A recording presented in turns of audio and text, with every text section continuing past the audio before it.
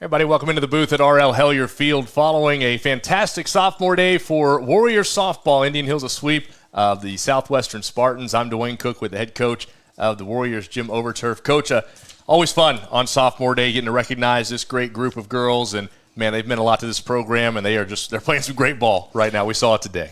Yeah, I've been through a lot of these, and sometimes you don't know how they're going to show up.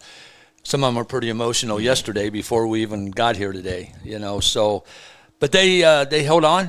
They've been a special group all year. They have put the time in. They've worked, and I think they're getting the dividends now. This paying off for all their efforts. So, yeah, you always hate to see them leave, but that time comes. Sure. So. Well, lucky for us, we have several more games to get to watch them out there, though, that's for sure. And so, I'm curious, too, from your perspective, with you kind of coming in here in the middle of their tenure as Warriors as well, after, this being the first year back, obviously, for you in your second stint at the helm. What was that like, trying to kind of build that relationship and get to know these girls going into their final year? They made it, be honest, they made it really easy. These seven, the actual sophomores, and I know Shannon's graduating early, but even herself, but they all really, through all the adversity they've been through, ups and downs and not knowing what's going to happen start of the year. Sure. They just kind of stayed on track and worked hard. And so, they really welcomed me in. I told them, earlier yesterday, thanks for the ride. Thanks for letting me go along for the ride, because they're fun. They play hard. They practice well. Everything you want from a group. So, and they're good leaders. Those seven sophomores, they do the classroom work, and they come, like I said, they come every day and put the work in. So, yeah, they've been fun to be around, and they've accepted some of my philosophy and ups and things that probably were different last year. I said, but this is what we're going to work on. So. Yeah, it's a good day. Anytime you can walk away from here with two sweeps and they can enjoy family and that, and hopefully come out and do it again tomorrow. So. Absolutely. Speaking of rides, 15 in a row, it just continues on here. The bats are hot. The pitching's been outstanding. Had a couple of blemishes in the field in game one, played a clean second game. Overall, just what has this been like with this group? I know everybody's excited about the run we're on, and we want to keep it going. Well, I tell you, I've been preaching to them. I could tell right away in the fall they were hitters. The coaches did a great job of recruiting them in here. They definitely have the power. But I just been preaching to them, hey, we need to play defense. We're going to play defense. We're going to get better in the circle. We're going to get better behind them, because that's what's going to win you big games when they're close. And they've bought in. Sometimes when you have a hitting group like we do, it's a good feel. We go down 5-1, and they come and explode for 8 runs. Pitchers sometimes, I think, just say that's what's going to happen. I think pitchers can get a little bit in a hurry, try to get the inning over, get in, let them hit. And lose focus on just pitching the game. And so we've been really working hard at saying, no, we've got to take care of defense, and then we'll come in and see what the offense can do. So, it's a blessing. I don't know if I'd want to face the lineup I put there, even though I tell them every day I know how I'd pitch you, because I see enough, sure, But I don't know if I'd want to face, what we have all the way through. There's not really a person that's not going to deliver something. For you. So, yeah, they are really locked in with their hitting. But they put a lot of time in that in the winter.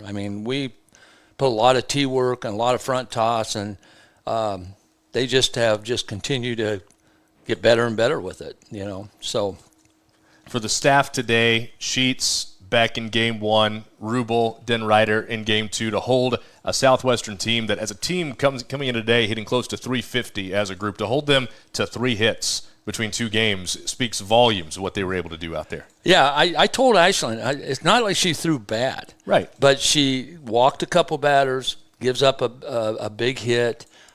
Same thing in the first home run. She walked a batter, which happened to be the number 9, which to me in my life and my career, walking number 9 is not a good thing. Right. Something especially with 2 outs, right? 2 outs, yeah. And something comes and haunts you, and then the girl hits it out of the park. Yeah, 2 hits and instantly 5 runs. But it's not like she threw poorly. I think she was trying to get ahead of herself, work it a little faster than she needs to.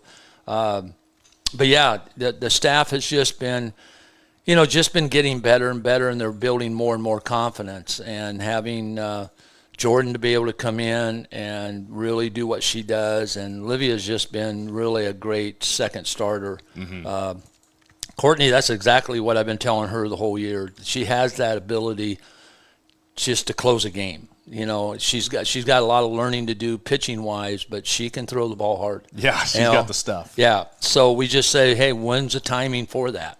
Southwestern hadn't seen her. Sure. We didn't throw her over there. So, it's all new to them, and Iowa Western tomorrow hasn't seen her. We didn't throw her out there in close games. But she can do exactly that if she has the right frame of mind, come in and just finish it off, So it's good to see the staff help and support each other and pick each other up, because that's what has to happen. It's very hard in softball anymore to have one pitcher just be able to go through a whole game.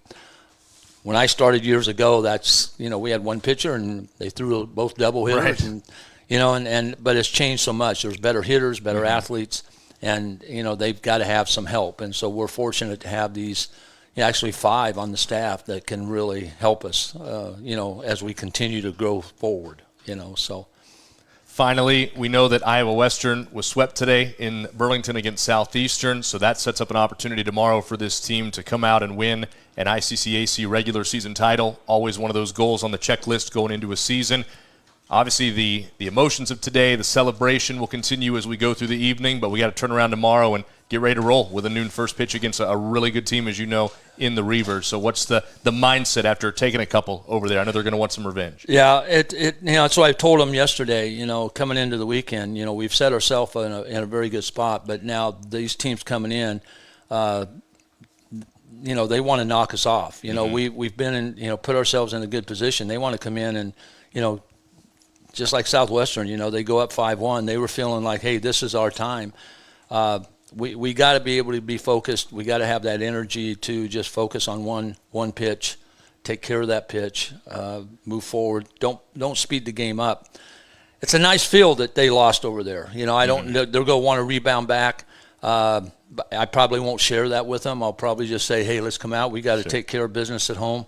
I'm sure they'll find out. I'm sure they'll look online or something. But that's a kind of a good feel that we can honestly do it right here tomorrow. And I've just nothing changes in my approach and what I've been telling them every game from the time we started. It's just, hey, we just got to be focused on the pitch, win the pitch, move to the next pitch, and we got to forget what happened. And I give Ashlyn credit. This is an example. She gives up a 3-run homer with no outs. Right. Mm-hmm. And I told myself, I said, nope, I'm not going out. All right, I'm going to see what she has, what she's going to do, and she come right back and gets 3 outs. Matter of fact, I think she struck the next batter out. But next 2. Yeah, so you could see a little bit like frustration, a little bit that shouldn't happen, and I need to see that from them because you got to forget it. You got to be able to pitch the next batter. So I told her that between games, you did exactly what I wanted. I didn't expect them to do what they did, but you came out and sat them down. So. This is a good field. We got ourselves in a good position, and they're really playing with a lot of confidence. They are very relaxed in practice. They're very relaxed before a game. Sometimes I feel like they're too relaxed, but they are very confident right now. They are confident at the plate. They're confident with their pitchers. What a catch by Avery in left field. Yes, it was. That makes me look good as a coach when I substitute a defensive player in there. I told her what a jump and just track it down, and that's the type of we practice that off our batting practice in practice. I tell them it's game time. You go get the ball. Don't just shag balls. Sure. Go play the game, and they do an excellent job at that. And now it's paying off in a game.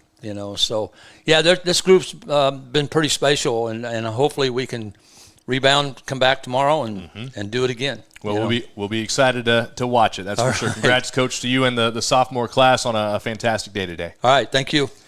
Tomorrow, Reavers, Warriors, right here at RL Hellyer Field. Noon first pitch in an ICCAC doubleheader as the Warriors look for a regular season conference title. For Coach Overturf, I'm Dwayne Cook. Thanks for watching our postgame on Go Hills TV, powered by JBS.